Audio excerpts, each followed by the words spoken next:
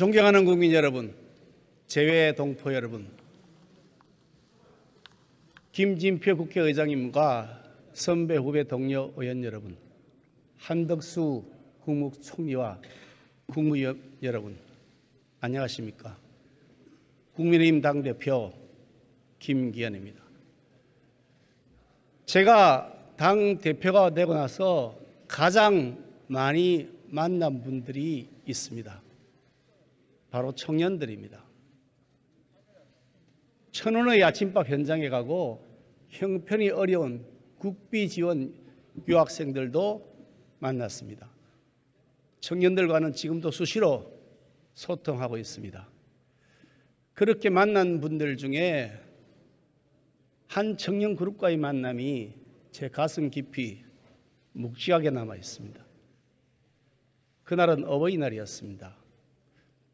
부모님 은혜를 되새기는 그날에 저는 청년들을 만나러 갔습니다. 가족 돌봄 청년, 혹시 들어보신 분도 계실 겁니다. 언뜻 듣기에 좋은 말 같았는데 사실은 참 가슴 아픈 말이었습니다.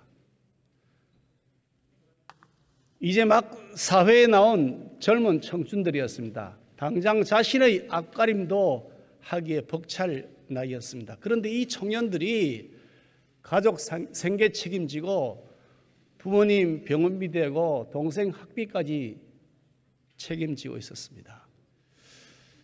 한참 이야기 나누는데 우연히 한 청년의 달아 헤어진 운동화가 제 눈에 들어왔습니다. 이런 생각이 들었습니다. 너무 오래 쉬는 탓일까? 아니면 미처 자신을 돌볼 겨를조차 없었던 것일까? 그러면서 저는 이런 생각이 들었습니다. 이 청년들에게 나는, 그리고 우리나라 정치는 어떤 해답을 주고 있는 것인가? 우리 사회의 수많은 아픔과 절규에 대한 해결책, 그런 일을 하는 것보다도 권력 다툼하는 일에 빠져 있었던 것은 아닌가, 이런 망감이 교차했습니다. 부끄러운 우리 정치 이제 정말 고쳐야 됩니다. 저도 우리 국민의힘도 먼저 성찰하겠습니다. 그리고 달라지기 위해 노력하고 있고 더 달라지기 위해 노력할 것입니다. 국민의 삶을 돌보는 정치, 문제를 해결하는 정치, 그래서 더 나은 대한민국을 여는 정치를 하겠다, 그런 다짐을 해봅니다.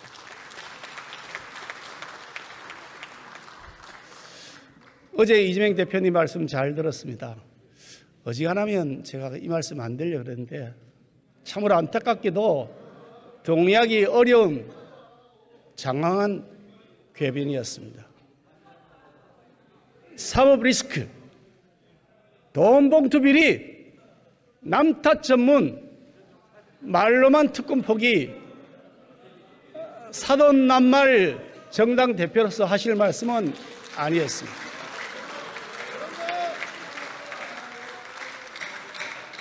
한번 생각해 보십시오. 문재인 정권 5년 동안 뭐 했습니까? 소수성 실험해서 자영업 줄폐업 시켰죠? 집값 폭등시켰지 않습니까? 전월세 대란 만들었지 않습니까? 그래서 국민을 좌절시킨 정권, 어느 당 정권입니까? 제 말이 거짓말입니까?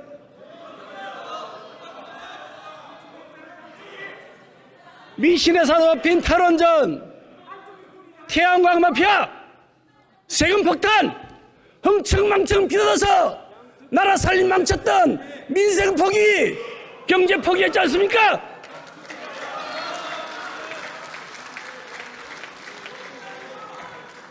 국회 한번 보세요. 공수처, 검수완박, 엉터리 선거법 날치기 처리, 이런 정쟁하고 조국 같은 인물이나 감싸고 돌던 반쪽짜리 대통령, 과연 문재인 정권에서 정치란 게 있긴 있었습니까? 제 마음대로였죠. 야당 대표라는 분이 아무리 그래도 그렇지 어떻게 중국 대사 앞에 가서 조아리고 훈계 듣고 옵니까? 이게 외교입니까? 이게 굴종적인 사회주의죠.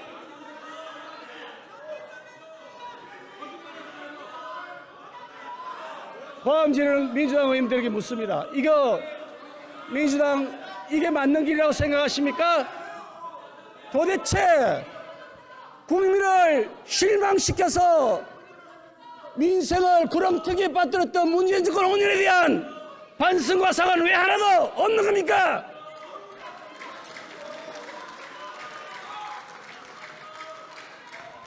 정권 교체라는 역사적 심판받았죠. 그러고서도 쇄신은커녕 횡의 길을 이렇게 끝까지 고집하실 겁니까? 윤석열 정부가 실패하면 민주당 정권이 성공할 것이다. 이런 미신 같은 주문을 계속해야 한다고 국민들이 속을 줄 아십니까? 천만의 말씀입니다. 언제까지 반지성적이고 반이성적인 개딸 팬덤의 포로가 되어 있을 겁니까? 존경하는 민주당 의원 여러분, 공천 걱정되시죠? 충분히 공천 걱정되시는 게 이해됩니다. 그렇지만 아무리 그래도 특정 정치인의 개인적 왜곡된 권력 야욕에 맹목적으로 충성하는 길에서 벗어나시기 바랍니다. 이제 민주당이 스스로 나름대로 존중해 오던 민주당 유산 지키는 것, 그런 길로 돌아오시길 부탁드립니다. 저는 순리와 상식을 믿겠습니다. 민주당의 정상화를 저는 기다리겠습니다. 존경하는 국민 여러분, 오늘날 대한민국은 역사상 가장 찬란한 시대를 열었습니다. 전 세계가 우리 문명과 기술에 찬사를 보냅니다. 우리가 G8 국가 반열에 우뚝 올라섰습니다. 위대한 국민이 만들었던 위대한 기적입니다. 그런데 문제는 우리의 내일입니다. 혹시 지금이 우리의 최고 정점이고 이제부터 내리막길은 아닐까? 많은 국민이 미래를 불안해하고 있습니다. 대한민국 성장판이 닫히진 않을까 걱정하고 있습니다. 저성장 공포가 경제를 무겁게 짓누릅니다. 반도체, 2차 전지, 자동차 조선업에서는 나름 선전하고 있습니다. 그렇지만 아직 AI, 로봇, 차세대 모빌리티, 우주항공, 방위산업 분야는 여전히 기술 격차의 벽이 높습니다. 소득 불평등, 절대 빈곤이 서민들의 삶을 여전히 위협하고 있습니다. 일자리 양극화 심해졌습니다. 중산층이 흔들리고 있습니다. 결혼 포기 시대에 접어들었습니다. 이대로 가면 국민연금, 건강보험, 기금고갈 시간 문제입니다. 다 잘 아시지 않습니까? 하지만 저는 믿습니다. 우리 대한민국은 인류 현대사에서 가장 빛나는 기적의 이정표를 만들어 온 나라입니다. 우리는 이 기회를 퀀텀 점프의 기회로 만들 수 있고 만들어야 합니다, 여러분!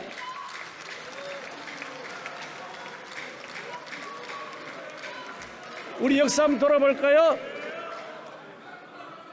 이승만 초대 대통령을 시작을 해서 박정희 대통령, 김영삼 대통령으로 이어지는 대한민국 보수는 75년 우리 현대사의 주역입니다.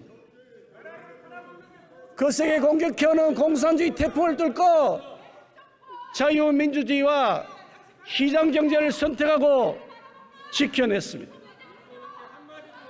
한미 상호방위조약 체결에서 평화와 풍요의 기틀을 세웠습니다. 미래를 내다보는 해안과 결단력으로 제철공장 만들었습니다.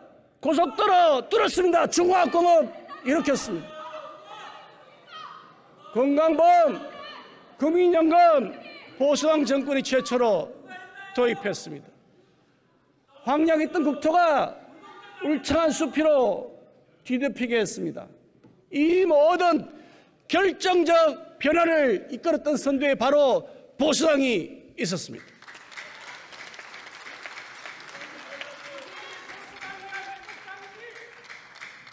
국민 통합의 정신으로 평화로운 민주화 이끄는 대회에도 우리 보수가 함께했습니다.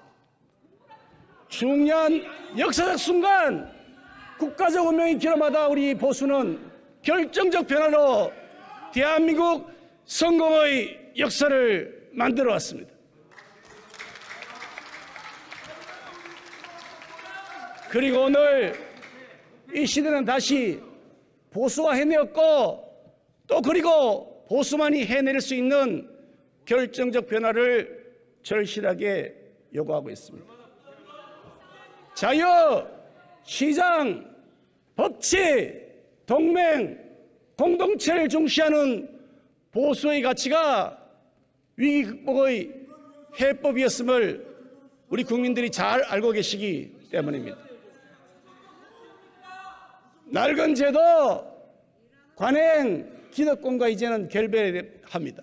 과감한 경제 개혁과 정치 쇄신이 필요합니다. 다음 세대에게 불행을 물려줘서는 안 됩니다. 지속 가능한 대한민국으로 전진해 나가야 합니다. 이제 다시 보수가 해내겠습니다. 우리 국민의 힘이 앞장서서 결정적 변화를 이끌어 대한민국을 다시 뛰게 만들 것입니다.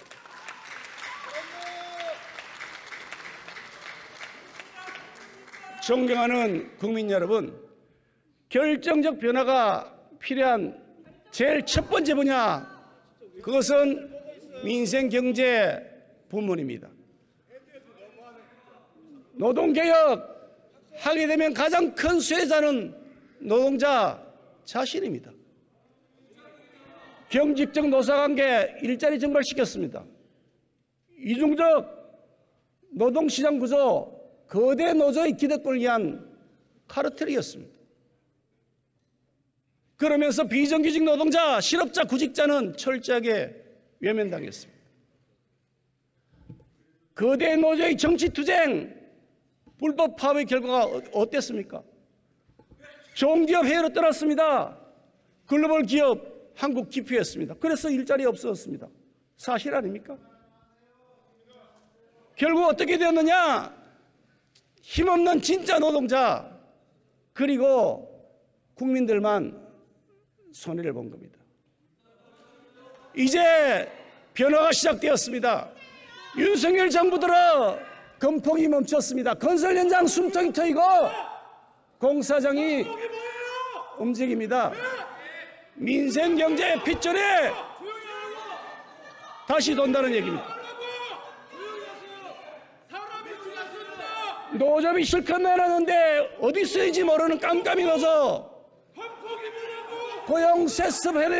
고용세습으로 청년의 기회를 차단하는 특권 대물림 노조, 이제는 사라져야 하지 않겠습니까? 노조의 투명성, 공정성 높이겠습니다. 공정채용법 추진하겠습니다.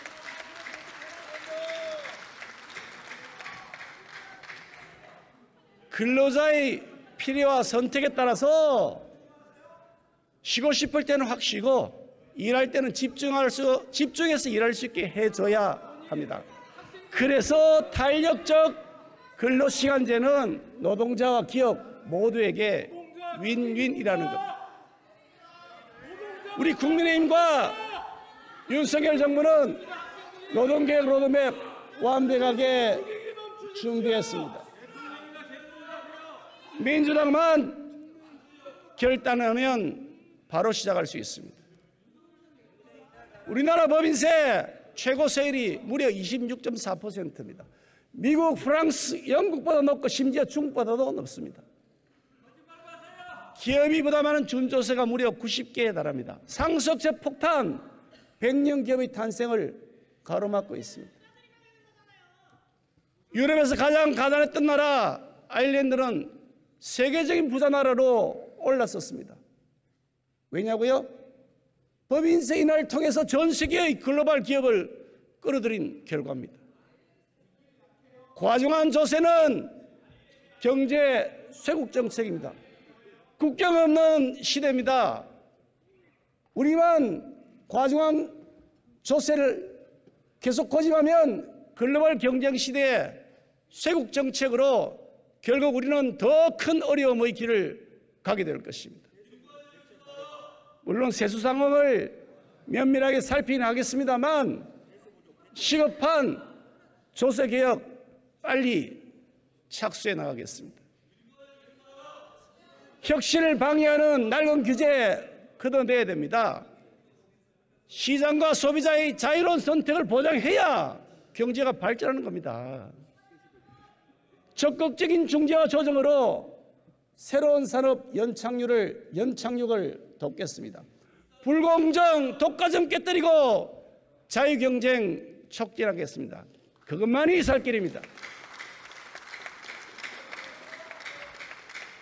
그래서 우리 민생경제에 결정적인 변화를 일으켜 대한민국의 성장판을 다시 열겠습니다.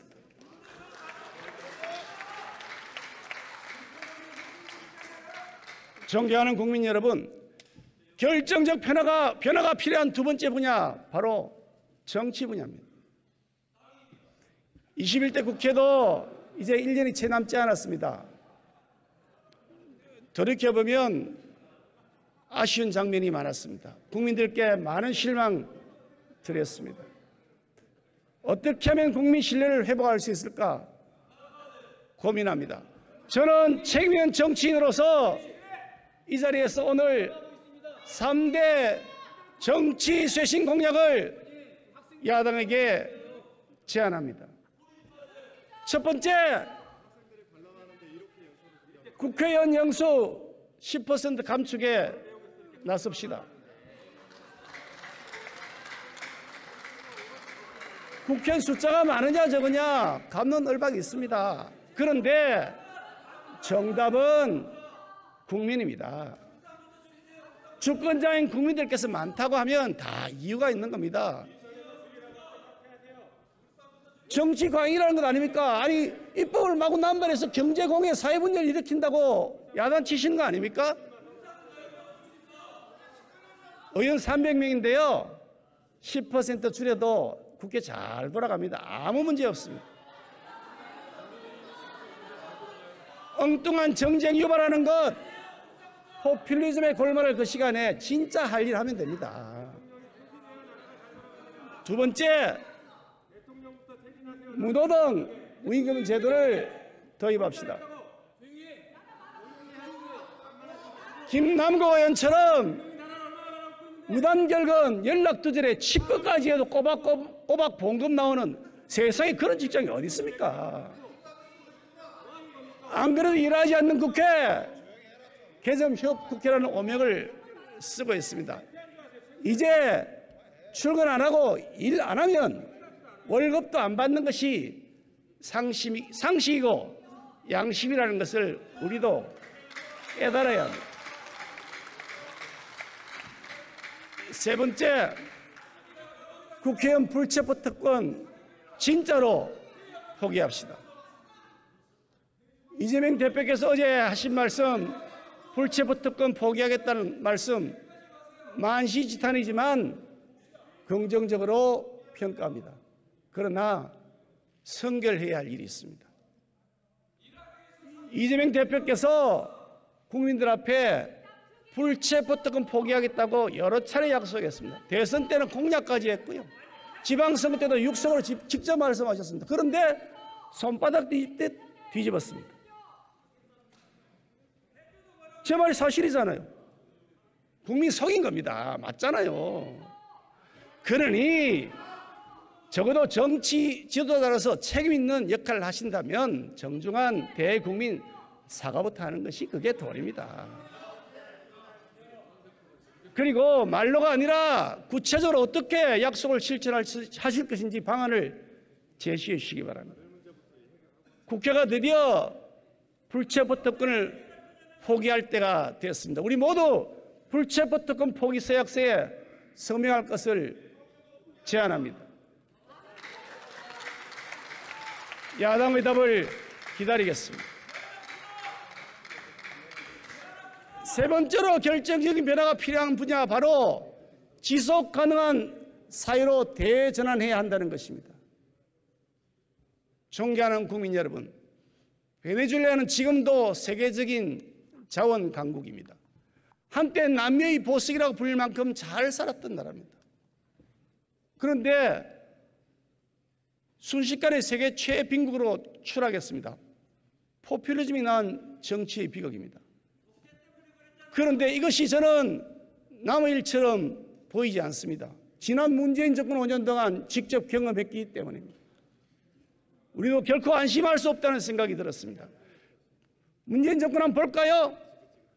지난 5년 동안 정부 예산 1년 예산이 200조 원이 늘어났습니다. 건국 이후에 70년 세월, 무려 70년 세월 동안 문재인 정권 때까지 쌓인 부채, 국가 채무가 660조 규모였는데요. 문재인 정권 5년 동안 얼마 늘은 줄 아십니까? 400조가 늘었습니다. 400조. 400조 더 넘어요. 이거 우리 민주당 의원님들 봉급 들어서 갚으실 거 아니잖아요. 세상에 어떻게 이렇게 무책임한 정권이 있습니까? 그 돈 누가 갚습니까? 우리 청년들이 나중에 훗날 갚아야 됩니다. 그런데 청년들이 훗날 아무리 빚 갚더라도 그건 내 퇴임 후일이다. 나는 알 바 아니다. 일단 무조건 빚어도 썩어보자. 그러면 안 되죠. 그건 책임 있는 정치인이 아닙니다. 이제 달라집니다. 우리 국민의힘과 윤석열 정부의 선택은 완전히 다르다는 것을 보여드릴 것입니다. 13년 만에 예산 긴축에 나섰습니다. 정말 어렵고 용기 있는 결정적 변화라고 말씀드릴 것입니다.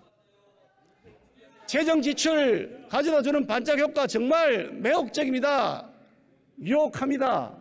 늘 우리는 그런 유혹에 노출되어 있습니다. 하지만 적어도 책임 있는 정치라는 그런 유혹을 이겨내야 합니다.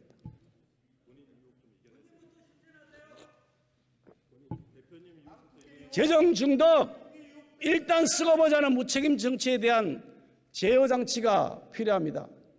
재정 준칙, 이거 문재인 정부 시절에 하자고 했지 않습니까? 근데 말만 해놓고 왜 안 해요?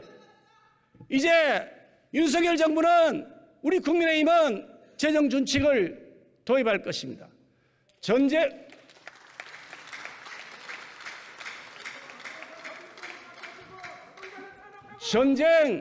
대규모 재해, 경기 침체 등 예외적 경우를 빼고는 관리 재정 수지 적자 폭을 GDP 대비 3% 이내로 관리하겠습니다. 국가 채무 비율이 GDP 대비 60%를 넘으면 적자 비율을 2% 이내로 낮출 것입니다. 추경 말씀하시는데요. 이제 추경 중독 끊어내야 됩니다. 아니 전부 다 빚 얻어서 퍼주자는 것 아닙니까? 그 돈 어디서 납니까? 빚 얻어야 되는데. 조사 못 삽니다. 국민 속이는 것입니다. 복지정책 기조도 이제 확 바꿔야 합니다. 획일적이고 무차별적인 현금 살포, 이거 복지 아닙니다. 퍼주기죠. 헬리콥터 타고 돈 막 뿌려보십시오. 어떻게 됩니까? 부익부, 빈익빈만 더 가중됩니다. 엉뚱한 곳에 쓰는 쓸데없는 돈, 그거 다 줄여서 정말 필요하는 분들에게 넉넉하게 지원하는 맞춤형 족집게식 복지로 리모델링해야 합니다. 교육, 의료, 교통, 문화 같은 인프라 복지도 확충해서 실질적인 혜택이 돌아가도록 하겠습니다. 자립을 돕고 계층 이등의 사다리가 되어줄 수 있도록 하는 선순환 복지를 더 늘리겠습니다. 그것이 올바로 된 복지 정책입니다. 연금개혁 더 이상 지체할 수 없습니다. 잘 아시잖아요. 청년들이 이렇게 말합니다. 어차피 내가 받지 못할 국민연금인데 왜 내가 꼬박꼬박 내야 되냐고요. 지극히 당연한 권리주장 아닙니까? 문재인 정권 5년 내내 한번 볼까요? 국민연금 손도 안 댔습니다. 계속해서 폭탄 돌리기만 했습니다. 사실이잖아요. 그만큼 매우 민감한 사안인 거 알고 있습니다. 그렇기 때문에 충분한 설득과 사회적 합의가 꼭 필요합니다. 이게 정쟁의 소재가 되면 개혁은 좌초합니다.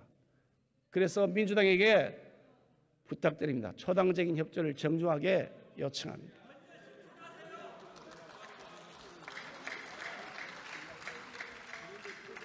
존경하는 국민 여러분, 지금은 사뭇 다른 미래가 우리 눈앞에 다가와 있습니다. 인구 감소는 필연적입니다. 첨단 기술이 세계 산업 지형을 바꾸고 있습니다. 그에 따라서 요구되는 인재상이 급변하고 있습니다. 위기로 느껴질 수 있습니다. 그런데 저는 우리는 이 G8를 넘어서 G5로 도약하는 발판으로 삼을 수 있다고 확신합니다. 어떻게 하면 되느냐? 그 핵심은 올바른 교육 제도입니다. 미래에 대한 확실한 투자는 교육 아닙니까? 우리 선조들 전쟁의 폐허 속에서도 학교 짓고 아이들을 가르쳤던 그 지혜를 우리가 되새겨야 할 때입니다. AI, IT 소프트웨어, 반도체, 2차 전지, 우주항공, 방위산업 이런 분야에는 더 많은 인력, 더 좋은 인재를 원하고 있습니다. 국가가 이 인재들을 체계적으로 양성해야 합니다. 그래서 대학 구조개혁이 절실하게 필요합니다. 디지털 교육 혁신도 하루빨리 시작해야 합니다. 직업훈련 기회를 폭넓게 제공해서 직업의 변화에 따른 직업 간 자유롭고 활발한 이동을 돕도록 하겠습니다. 기초학력 미달, 교실 붕괴, 교권 추락을 해결해야 할 때가 됐습니다. 학부모가 우리 아이를 안심하고 보낼 수 있어야 되지 않겠습니까?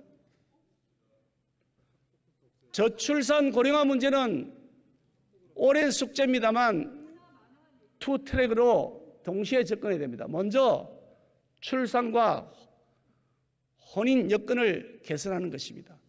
결혼을 하고 싶어도 아이 낳고 싶어도 결국 못하게 되는 이유 뭡니까? 경제적인 어려움, 미래에 대한 불안 때문 아닙니까? 그래서 먼저 이 주거 불안정 문제를 해결해야 됩니다. 문재인 정부 많은 실패를 했지만 그중에 가장 큰 실패 중에 하나는 주택 정책입니다. 그 부동산 정책의 실패 때문에 부동산 가격 급등하고 전월세 대란와서 많은 청년들이 결혼과 출산을 포기했습니다. 내가 아무리 벌어도 집을 살 수 없다는데 어떻게 결혼을 하겠습니까? 내 집 마련의 길을 이제는 활짝 열어드려야 됩니다. 윤석열 정부 들어 주택 가격이 하향 안정 추세로 접어들었습니다. 이제 적은 이자 부담으로도 필요한 주택 자금을 청년들이 마련할 수 있도록 규제를 풀고 지원을 강화하겠습니다. 지금보다 좀 더 넓고 좀 더 편리하고 좀 더 접근성이 뛰어난 공공주택의 공급 역시 확대해 나가겠습니다. 집값 걱정 없이 결혼하고 평수 걱정 없이 아이 낳을 수 있는 대한민국 만들어 가겠습니다. 집 문제, 이어서 두 번째 일자리 문제입니다. 적정 소득이 보장되는 양질의 일자리가 더 많아져야 됩니다. 통계적으로 비정규직 저임금 근로자일수록 결혼 의사가 현저히 떨어집니다. 그래서 앞서 말씀드린 노동개혁은 가장 효과적이고 근본적인 저출산 해결책이기도 합니다. 두 번째로 필요한 접근, 인구 감소에 대한 대안의 시급한 마련입니다. 결혼 출산이 아무리 증가한다 하더라도 인구 감소 흐름 자체를 지금 당장 피할 수가 없습니다. 그래서 세수 악화에 따른 사회보장제도가 붕괴되고 병력 부족에 따른 국방의 약화, 인구 구조 불균형에 따른 사회문화적 침체는 아마도 우리의 현실이 될 것입니다. 이미 우리 경제는 외국인 근로자에게 크게 의존하고 있습니다. 또한 소멸위기의 지방, 인력난에 허덕이는 기업은 일할 사람을 찾을 수가 없다고 합니다. 결국에는 이민 확대가 불가피한 대안이 될 가능성이 매우 높습니다. 이민 확대 어전다를 놓고 국민 총의를 모으겠습니다. 예상되는 부작용과 혼란을 꼼꼼히 검토하고 철저하게 빈틈없이 대비하겠습니다.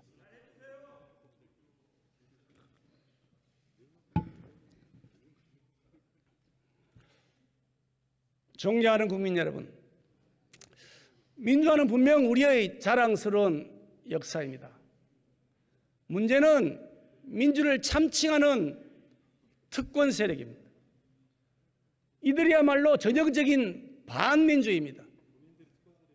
한때 민주화 운동에 앞장섰다는 이유로 민주를 빙자해서 반칙을 합리화하고 민주라는 이름으로 진짜 민주를 허물었습니다. 그래서 국민들은 지난 대선에서 무너진 원칙을 바로 세우라면서 정권 교체를 선택하셨습니다. 서슬프른 권력의 부당한 위협에 물러서지 않고 당당하게 맞섰던 모습이 국민들께 커다란 희망을 드렸던 겁니다. 그래서 우리 국민의힘은 약속드리겠습니다. 꼭 해내야 할 결정적 변화, 원칙이 바로 선 대한민국으로 변화시키겠습니다. 첫째, 무엇보다 중요한 것은 법 질서를 회복한다는 원칙입니다. 법을 어기거나 비리를 저지른 자들이 큰소리치며 정의의 사도인 양, 탄압받는 피해자인 양 행세하는 모습 더 이상 참을 수가 없습니다. 정치적 거래와 길거리 투쟁으로 범죄와 비리를 덮으려 생각한다면 오산입니다. 더 이상 그런 꼼수 안 통합니다. 오직 법치의 원칙이 있을 뿐입니다. 당연히 적법한 노동쟁이 집회 시위 권리는 확실하고 철저하게 보장될 것입니다. 우리가 근절하고자 하는 것은 오직 불법입니다. 사용자든 노동자든 불법에 대해서는 무관용 원칙으로 엄정 대응하겠습니다. 때법, 폭력, 협박과의 타협은 이제 더 이상 없습니다. 그건 정의롭지도 않고 공정하지도 않기 때문입니다. 최근 민간단체 보조금에 대한 감사를 실시한 결과 국민 혈세에 빨대를 꽂아서 사리사욕체는 부정한 기생 세력의 실체가 수없이 드러났습니다. 일벌백계해야 합니다. 학폭, 마약, 음주운전, 전세 사기 등 국민의 일상을 순식간에 지옥으로 만들어버리는 범죄 역시 그 대가를 반드시 치르게 할 것입니다. 그 누구도 법 위에 군림해서는 안 됩니다. 힘없다고 해서 억울하게 차별당해서는 안 되지 않겠습니까? 우리 대한민국은 모두가 법 앞에 평등한 나라가 되도록 우리 국민의힘은 만들어 나갈 것입니다. 두 번째 원칙 확립입니다. 공공부문 정상화시켜야 됩니다. 나라의 주요 공공기관이 특정 이념과 정파적 이익에 봉사하고 있습니다. 세상에 이게 말이 됩니까? 국익을 위해서 봉사하라 그랬더니 아니 그 자리에 앉은 다음에 자신들의 권력, 자신들 철밥통 지키게만 혈세 축내고 있습니다. 국민의 권리 수호, 최후의 보루, 사법부 어떻습니까? 가장 엄격한 공정성과 정치적 중립성이 요구되는데 여기에 우리 법, 국제인권법, 민변의 우국민으로 구성된 사법부가 정의를 수호하는 것이 아니라 그들만의 출세와 정파적 이익을 수호하는 데 앞장서 왔던 많은 사례들이 있습니다. 용서받을 수 없는 일입니다. 공영방송, 방송통신감독기관 한번 볼까요? 철저하게 정치와 편향화 사유화되어 있습니다. 결코 방치하지 않겠습니다. 반드시 정상화시키겠습니다. KBS 수신료 분리징수하겠다 했더니 국민들이 환호성입니다. 왜 환호성 하시겠습니까? 아니 한쪽 주장하면 일방적으로 퍼다르니까 그렇죠. 이건 공영방송이 아니죠. 민주당, 민노총 프로파간다 매체 아닙니까? 국민에게 돈 달라고 손 내밀 자격조차 없습니다. 방송통신감독기관이 심사 점수 조작해서 특정 언론 매체를 찍어내려 했답니다. 세상에 이게 가당키는 한 일입니까? 어떻게 대한민국에서 이런 일이 일어날 수 있습니까? 결코 묵과할 수 없습니다. 학교 교실, 우리 아이들이 꿈과 실력을 키워가는 공간입니다. 그런데 여기에서 교사라는 자가 북한을 찬양하고 아이들에게 세뇌 교육을 한다니 이게 말이 됩니까? 이게 정말 몹쓸 짓 아닙니까? 그런데 정교조 출신 야당 편향 교육감들은 교실의 정치화를 해결하기는커녕 오히려 더 방조하고 있습니다. 이제 이런 일 막을 것입니다. 교실을 다시 정상화시켜 학생과 학부모의 품으로 돌려드릴 것입니다.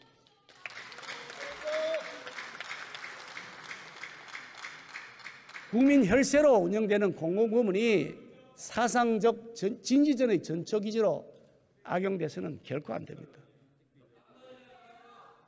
우리 국민의힘은 이런 공공부문의 비정상을 정상화시켜서 주인이신 국민의힘으로 돌려드리겠습니다.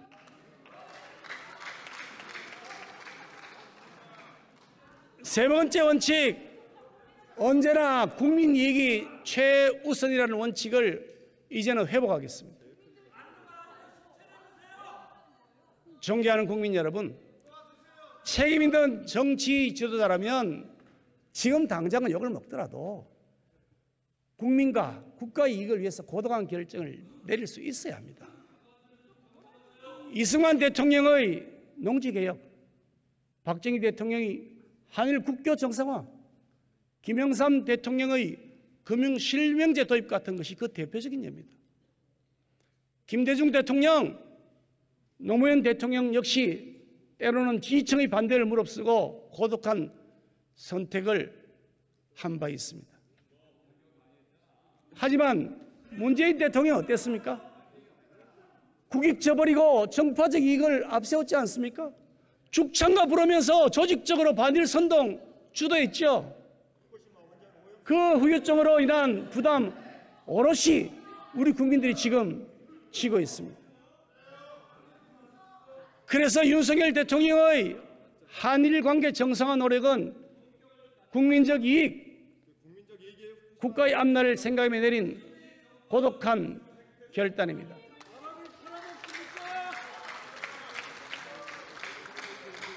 한번 생각해 보십시오. 지금 미중 패권 갈등이 치열해지고 있습니다. 세계가 자유진영과 반자유진영으로 이게 딱 쪼개졌습니다. 이런 상황인데 우리 대한민국의 평화, 발전, 번영을 위해 어떻게 해야 되겠습니까? 한미동맹을 더욱 단단히 다져야 하지 않겠습니까? 거기에 대해서 한미일 3국 공조가 절실합니다. 그것이 대한민국의 생존 전략입니다. 그래서 한일 관계의 선제적 보고는 탁월한 외교 전략인 것입니다.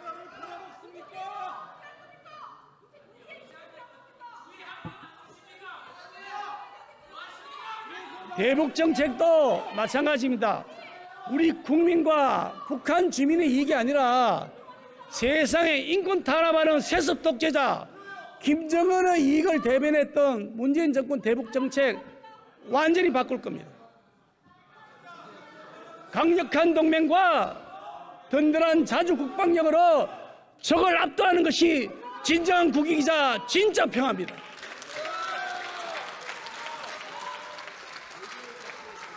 아울러 우리가 풀어야 할 국가적 숙제가 있습니다. 상호주의에 입각한 대외관계의 확립입니다. 특히 한중 관계에서 이런 문제들이 많이 있습니다.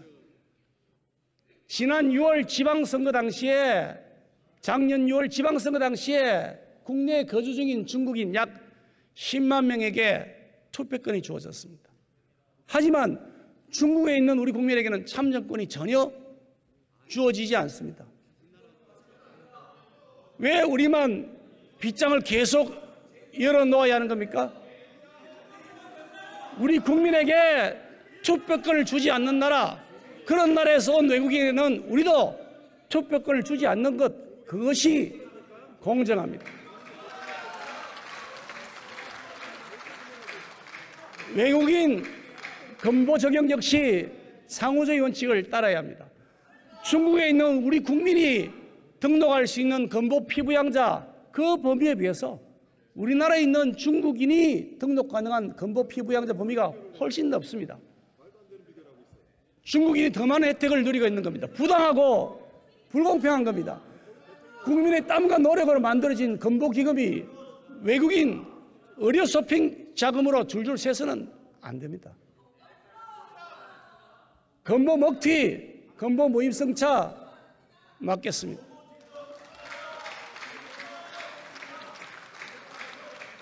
마지막 원칙, 우리 국민의힘은 이념이나 선동에 휘둘리지 않고 과학적, 객관적 사실 기반으로 정책을 펼치겠습니다. 존경하는 국민 여러분, 제2의 광우병 괴담 기획이 시작되어 진행되고 있습니다. 이미 우리가 경험해온 바 매우 익숙한 선전선동 패턴입니다. 뇌 송송 구멍탁 잘 기억하실 겁니다. 이 6글자로 국민을 감쪽까지 속였던 광우병 괴담, 알고 보니 거대한 조작과 연출이었습니다. 다 들통났지 않습니까? 괴담 만들어서 퍼뜨리고 엉터리 방송은 거짓 왜곡 보도를 통해서 국민들을 선동하고 조직적으로 동원된 세력이 광장을 계획적으로 분노로 몰아갔습니다.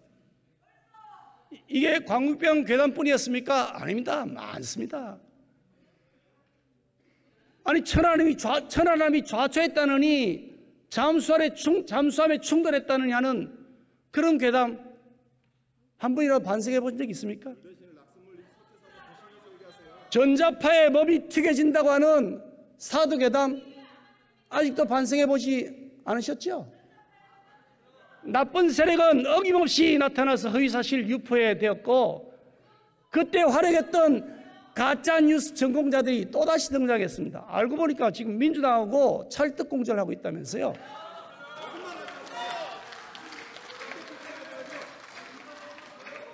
존경하는 국민 여러분, 우리 국민의힘은 후쿠시마 오염수와 관련해서 우리 국민의 생명과 안전, 재산을 최우선으로 지킬 것입니다.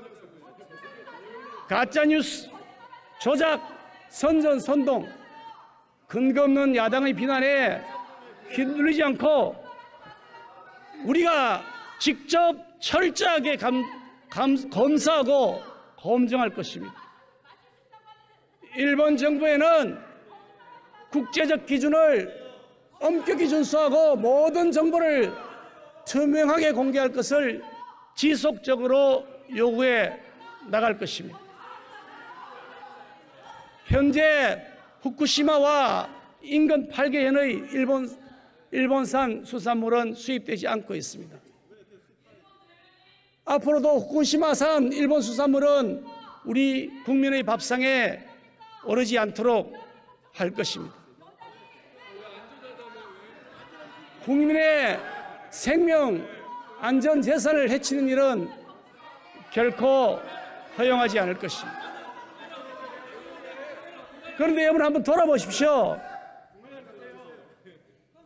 당력에 빠져서 과학 부정하고 저질렀던 원전 폐기 정책, 그 부작용과 폐해 누가 피해를 보고 있습니까? 근거 없는 가짜뉴스에 빠졌던 지도자의 폭정으로 우리의 최고 기술력 원전 생태계가 붕괴 위기에 내몰리고 한전 누적자가 무려 45조 원에 가깝습니다. 이 돈 누가 갚을 겁니까? 우리 국민들이 다 갚아야 되지 않습니까? 어떻게 이럴 수가 있습니까? 그래도 책임 안 지고 있지 않습니까? 우리 국민의힘은 국민의 눈과 귀를 가리고 막대한 사회적 비용을 유발하는 괴담, 선전선동, 위헌비하가 더 이상 횡행하지 않도록 비정상 세력의 팩트로 맞서겠습니다.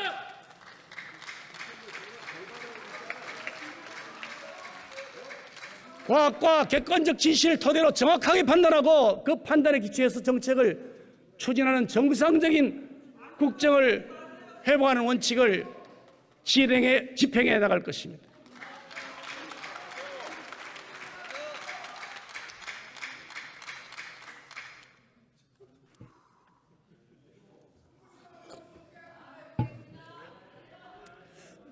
윤석열 정부 출범 후 지난 1년 우리는 이미 여러 장면의 결정적 변화를 두 눈으로 확인하고 있습니다. 캐캐 묻고 낡아 빠진 운동권식 이념이 아니라 실사구시에 입각한 합리적 국정으로 바뀌어가고 있습니다. 국제고립 자초하는 혼밥 외교 이제 끝났습니다. 대통령이 1호 영업사원을 자처해서 기업과 함께 국제사회에 누비면서 대규모 투자 유치에 성공해서 일자리를 만들고 있습니다. 지금도 해외에서 그 일을 하고 있습니다.